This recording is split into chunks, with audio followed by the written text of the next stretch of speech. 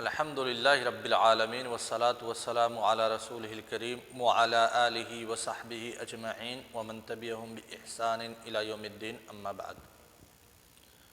شباب بہت ہی انٹرسٹڈ موضوع ہے کہ زکوٰۃ کن کن اموال سے ادا کی جائے گی۔ ہر ایک چیز میں زکوٰۃ تو واجب نہیں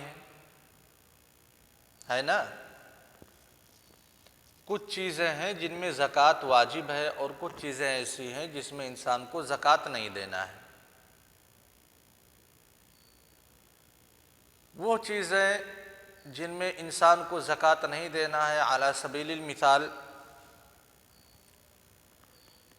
کوئی انسان درخت لگاتا ہے، اللہ تعالیٰ نے قرآن کریم میں کہا وَمِمَّا أَخْرَجْنَا لَكُم مِّنَ الْأَرْضِ، جو بھی چیزیں زمین سے نکلتی ہیں اس میں زکوٰۃ ہے، لیکن اس عموم کی تخصیص کی گئی اللہ کے رسول صلی اللہ علیہ وسلم کے قول سے کہ آیت کو اس کے عموم پہ محمول نہیں کیا جائے گا۔ بعض چیزیں ایسی ہیں جن میں زکوٰۃ واجب نہیں ہے، انہی اشیاء میں سے کوئی ایک انسان اپنے کھیت میں درخت لگاتا ہے اور مقصد اس درخت کے تجارت کا نہیں ہے، ٹھیک ہے شباب؟ اگر تجارت انسان کسی بھی چیز کو اپنا مقصد بنا لیتا ہے تو اس کا شمار عروض التجارہ میں ہو جائے گا، اور عروض التجارہ میں زکوٰۃ ہے۔ ایک یا دو یا تین درخت لگایا آم کا کہ ہم اس سے کھائیں گے، بزنس مقصد نہیں ہے، تو کیا جو آم کا پھل نکلے گا اس میں اسے زکوٰۃ دینا پڑے گا؟ جو لکڑی نکلے گی اس لکڑی سے اسے زکوٰۃ دینا پڑے گا؟ نہیں۔ معلوم یہ چلا کہ جو اللہ تبارک و تعالیٰ کا قول ہے مما اخرجنا لکم من الارض، اسے عموم پہ نہیں محمول کیا جائے گا۔ تو جی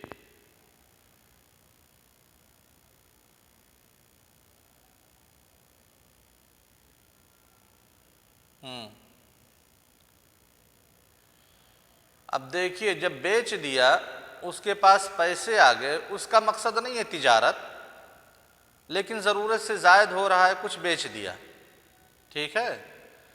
جو پیسے آئے اس پیسے کے اوپر زکوٰۃ ہوگا، کب؟ جب حولان حول ہو جائے گا تب، اگر وہ پیسہ نصاب تک پہنچا ہے تب۔ اب ہم بہت سارے شش و پنج میں مبتلا رہتے ہیں، بہت سارے مسائل ہمارے پاس آتے ہیں کہ مطلب کن چیزوں میں زکوٰۃ ہے، کن چیزوں میں زکوٰۃ نہیں ہے نا؟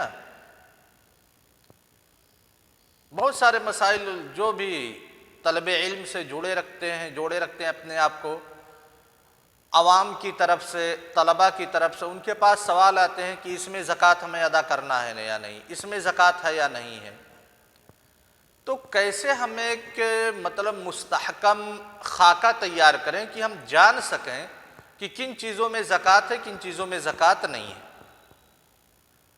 سب سے پہلے ہم قرآن کریم کو دیکھیں کہ قرآن کریم نے زکوٰۃ کے کن اموال کا تذکرہ کیا ہے، ٹھیک ہے شباب؟ اس کے بعد حدیث کی طرف آتے ہیں کہ کیا احادیث نے کچھ اضافہ کیا ہے یا نہیں اضافہ کیا ہے، ٹھیک ہے شباب؟ آپ لوگوں کو کیا لگتا ہے کہ قرآن کریم میں کن چیزوں کا تذکرہ آیا ہے جن میں زکوٰۃ واجب ہے؟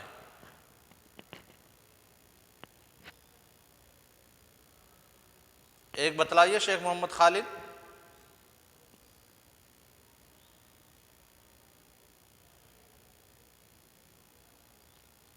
شیخ محمد خالد، کن چیزوں میں زکوٰۃ یعنی اموال زکویہ کیا ہے قرآن کی روشنی میں؟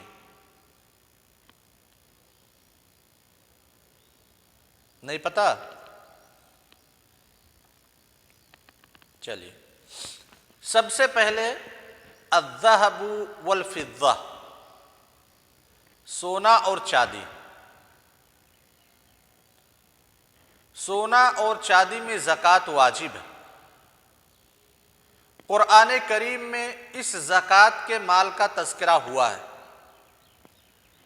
اللہ تبارک و تعالی ارشاد فرماتے ہیں والذین یکنزون الذہب والفضہ ولا ينفقونها فی سبیل اللہ فبشرہم بعذاب علیم یوم یحمى علیہا فی نار جہنم فتکوی بہا جباہہم وجنوبہم وظہورہم ھذا ما کنزتم لانفسکم فذوقوا ما کنتم تکنزون۔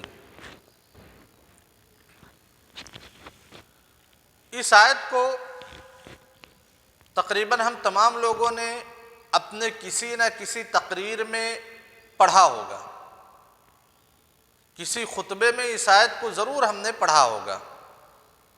زکوٰۃ کی اہمیت پہ جب گفتگو کرتے ہیں یا پھر ذخیرہ اندوزی پہ گفتگو کرتے ہیں تو یہ آیت ہمارے سامنے آتی ہے۔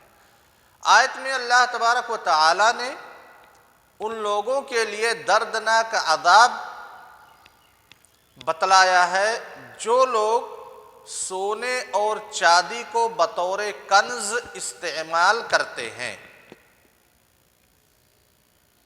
یعنی ذخیرہ اندوزی کرتے ہیں سونے اور چاندی کی، اور اللہ کے راستے میں سونے اور چاندی کو خرچ نہیں کرتے،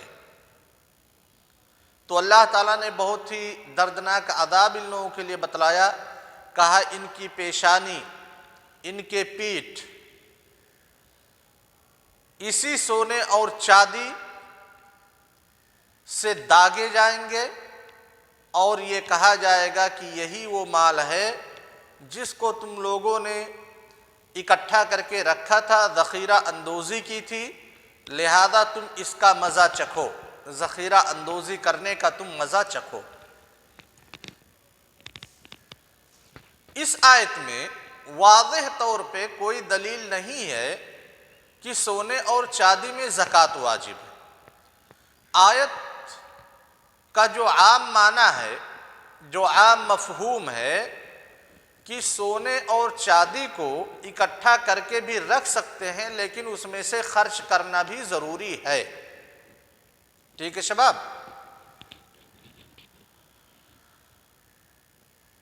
مشائخ سن رہے ہیں نا؟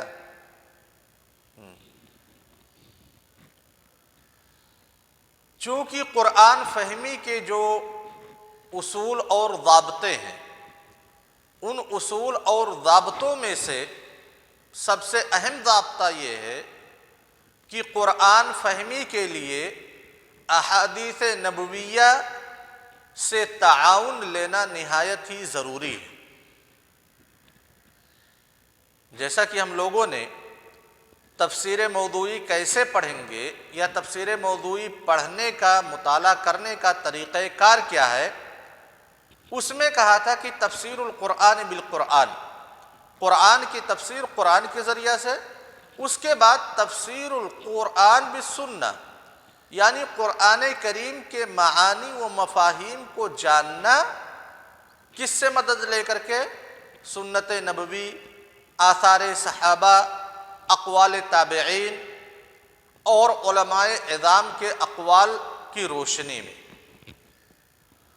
تو جب ہم حدیث پہ نظر ڈالتے ہیں کہ اللہ کے رسول صلی اللہ علیہ وسلم نے اس آیت میں وارد لفظ کنز سے کیا سمجھا ہے اور آپ نے کیا مراد لیا ہے، تو ہم پاتے ہیں کہ اللہ کے رسول صلی اللہ علیہ وسلم نے کہا ما ادیت زکاتہ فلیس بکنز، ما ادیت زکاتہ فلیس بکنز، یعنی سونے اور چاندی پہ کنز کا اطلاق کب ہوگا؟ اللہ کے رسول صلی اللہ علیہ وسلم کے قول کے بموجب جب اس میں زکوٰۃ نہیں ادا کیا جائے گا۔ سمجھ گئے نا شباب؟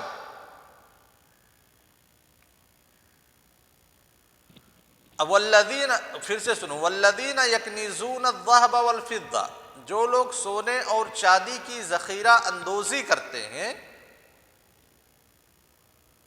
یکنزون سے مراد کیا ہے؟ کیا جو ہم اردو میں ترجمہ کر رہے ہیں ذخیرہ اندوزی یہی صحیح ہے، یا ذخیرہ اندوزی سے مراد کیا ہے؟ ہمیں اس آیت کو سمجھنا ہے ویسے ہی جیسے اللہ کے رسول صلی اللہ علیہ وسلم نے سمجھا ہے. اللہ کے رسول صلی اللہ علیہ وسلم نے جو اس آیت کو سمجھا ہے وہ اپنے قول میں بتلایا، ما ادیت زکاتہ فلیس بکنز، کہ اگر آپ سونے اور چاندی میں سے زکوٰۃ نکال دیتے ہیں تو اس پہ کنز کا اطلاق نہیں کیا جائے گا، اور اگر زکوٰۃ کی ادائیگی نہیں کی جاتی ہے سونے اور چاندی میں سے تو اس کے اوپر کنز کا اطلاق کیا جائے گا. سمجھے نا شباب؟ لہذا پتہ کیا چلا؟ اللہ کے رسول صلی اللہ علیہ وسلم کے قول اور آیت کی روشنی میں کہ سونے اور چاندی یہ اموال زکوٰۃ میں سے ہیں جن کو قرآن کریم نے قرآن کریم کے اندر ذکر کیا ہے. واضح؟ کلیئر ہے شباب؟ جی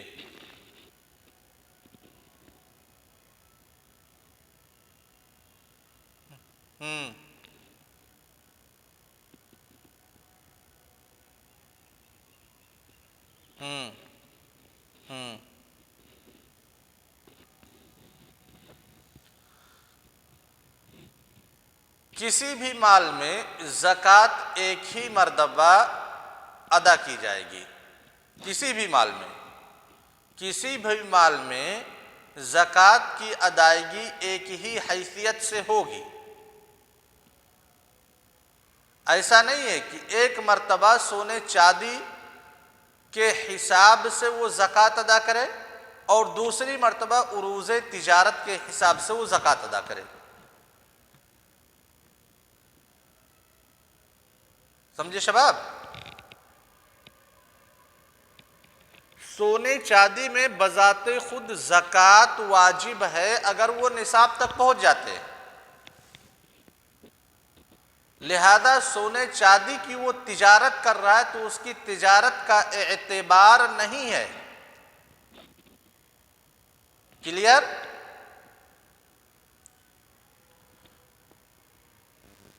اسے سونے چاندی میں جو زکوٰۃ واجب ہے اسی کا وہ اعتبار کرے گا. ایسا نہیں.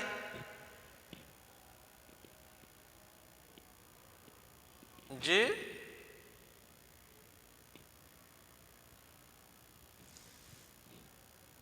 جو بزنس کر رہا ہے سونے سے، پورا سونا مثال کے طور پہ اس کے پاس 100 گرام سونا ہے، علی سبیل المثال 100 گرام سونے سے وہ بزنس کر رہا ہے. ٹھیک ہے؟ تو اب آپ کو اختیار ہے، آپ چاہیں تو عروض التجارہ کے اعتبار سے زکوٰۃ ادا کر دیں، وہ بھی 2.5% ہے. ٹھیک؟ یا پھر سونے اور چاندی کی حیثیت سے زکوٰۃ ادا کر دیں، یہ بھی 2.5% ہے. دونوں میں کوئی اختلاف نہیں ہے مقدار کے اعتبار سے جتنی نکالی جائے گی. لیکن ایسا نہیں کیا جا سکتا کہ ایک مرتبہ سونا چاندی رکھنے کی وجہ سے آپ زکوٰۃ دیجئے اور پھر جو آپ بزنس کر رہے ہیں اس کی وجہ سے زکوٰۃ ادا کیجیے. سمجھے شباب؟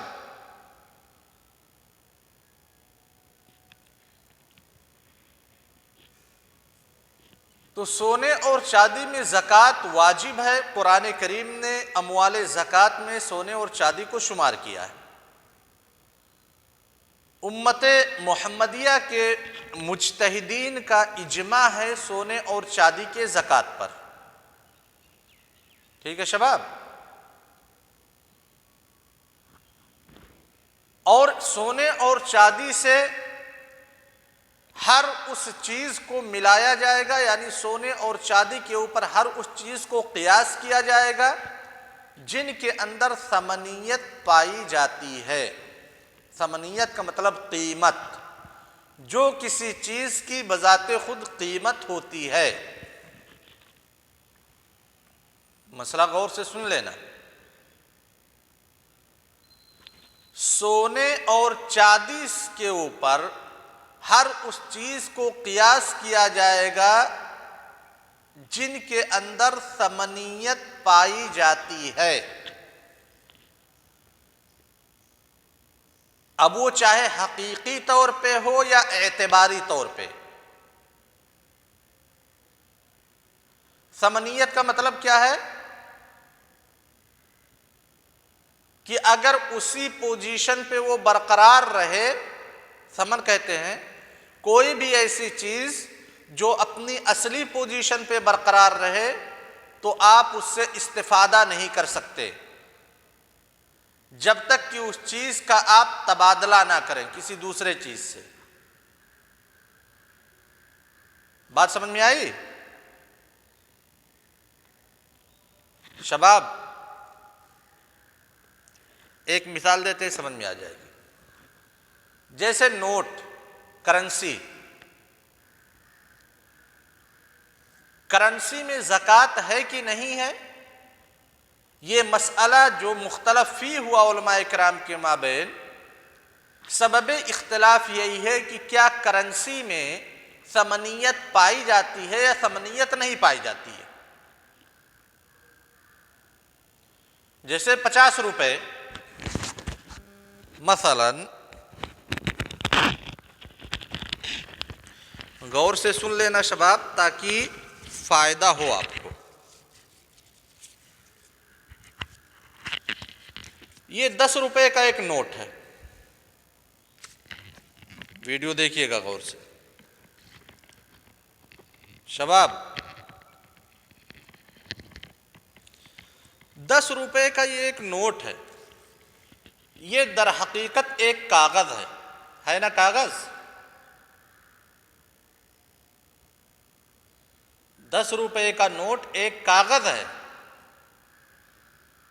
لیکن اس 10 روپے کو اگر ہم دکان پہ دے دیں تو ہمارے لیے ایک برش مل سکتا ہے، بچوں کے لیے ہم ٹافی خرید سکتے ہیں کہ نہیں خرید سکتے. اگر یہ 10 روپے ہمارے پاس ایسے موجود رہے اور اس کا ہم مبادلہ کسی چیز سے نہ کریں تو اس 10 روپے سے ہم فائدہ اٹھا سکتے ہیں؟ کیا اسے ہم کھا سکتے ہیں؟ اسے پہن سکتے ہیں؟ اسے پی سکتے ہیں؟ قطعاً نہیں. تو گویا یہ ثمن ہے اور اس کا مبادلہ ضروری ہے مثمن کے حصول کے لیے. ٹھیک؟ یہاں تک بات کلیئر ہے؟ آگے چلتے ہیں.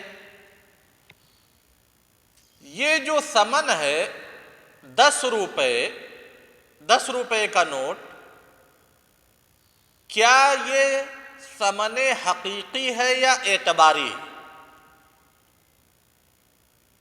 سونے اور چاندی میں جو ثمنیت ہے وہ حقیقی ہے، اور اس کاغذ کو انڈین گورنمنٹ نے 10 روپے کے مساوی مان لیا ہے، اعتبار کر لیا ہے کہ یہ 10 روپے ہے، لہذا یہ ثمن اعتباری ہے. اب اگر انڈین گورنمنٹ ابھی فیصلہ کر دے کہ 10 روپے کے نوٹ بند کر دیے جائیں، 10 روپے کے نوٹ مارکیٹ میں نہیں چلیں گے، تو پھر 10 روپے کے نوٹ کی کوئی قیمت رہ جاتی ہے؟ جیسے نوٹ بندی میں ہوا، 500 اور 1000 کے نوٹ کی کوئی ویلو تھی نوٹ بندی میں، یا اب کوئی ویلو ہے جو پرانے 500 کے نوٹ اور 1000 کے نوٹ ہے؟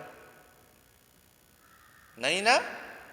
تو گویا حکومت نے ایک وقت ایسا تھا کہ اس کی ثمنیت کا اعتبار کیا، اور ایک وقت ایسا آیا کہ اس کی ثمنیت کو الغا کر دیا. اوکے شباب؟ تو اسے کہتے ہیں کہ یہ ثمن اعتباری ہے، حقیقی نہیں. کلیئر؟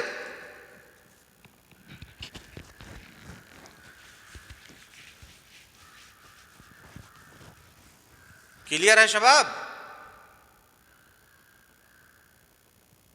کہاں چلے گئے بھائی سارے لوگ؟ تو پھر اس میں بھی زکوٰۃ ہے، کرنسی میں بھی زکوٰۃ ہے، کیونکہ اس میں بھی ثمنیت پائی جاتی ہے، چاہے وہ اعتباری حیثیت سے ہی کیوں نہ ہو۔ اب باقی جو چیزیں ہیں وہ انشاءاللہ کل۔ السلام علیکم ورحمۃ اللہ وبرکاتہ۔